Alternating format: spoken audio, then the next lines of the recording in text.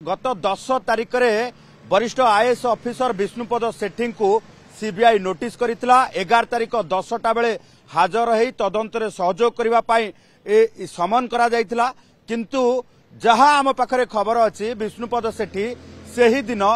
दिल्ली गस्त करने सहित राज्य सरकार एक कार्य दिल्ली जीवा सहित ओडिशा भवन में रही एवं समय मागिथिले। सीबीआई को तांको वकील पठई व्यक्तिगत हाजिरा न होई समय मगा जाइतिला एवं 15 तारिख रे सीबीआई पाखरे हाजर होबा पई समय मागिथिबा जहां हम पाखरे सूचना रही। तेणु आज 15 तारिख आज वरिष्ठ आईएएस विष्णुपद सेठी आज सीबीआई निकट रे हाजर होई तांकर समस्त तथ्य एवं सीबीआई तांकु जहां पचारिबो सबु प्रश्नर उत्तर देबाकू पड़िबो। तबे काहेकि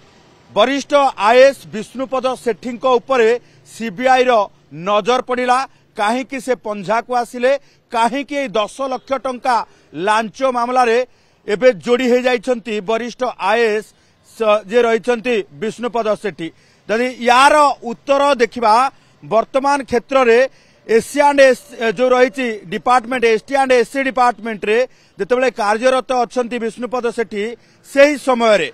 वर्तमान जो टेंडर दिया जाइछि से टेंडर वर्तमान जदि देखिबा जे घोटाला करा जाइथिबा सेथिरे जो भली भाबे टेंडर फिक्सिंग करा जाइथिबा कथा सीबीआई नजर को आसीछि सेही स्कैनर को नेकी सेही तदंत को नेकी वर्तमान सीबीआई स्कैनर को आसीछंती वरिष्ठ आईएएस विष्णुपद सेठी एवं तांको ड्राइवर को जरिया रे नेण देण हेथिबा नेकी सीबीआई वर्तमान प्रमाण पाइबा सहित तांको ड्राइवर को मध्य जेरा करिछि। तीन ड्राइवर को जेरा करबा सहित वर्तमान पचरा उचरा करिछि। सबुठु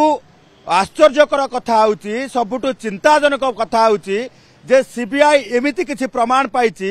जे जो दिन तारका होटेल आगरे ए 10 लाख टंका लांच कारबार हेउतला सेही समय रे विष्णुपद सेठी काले आख पाखरे थिले,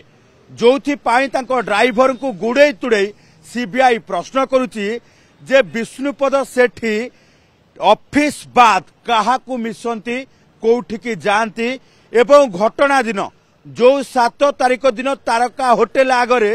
ये लांच कारबार बेले सीबीआई माड़ी बसिला से समय रे विष्णुपद सेठी केउंठी थिले। ए कथार उत्तर रे जने ड्राइवर जे एसटी डिपार्टमेंट रो ड्राइवर से उत्तर देइछंती सीबीआई को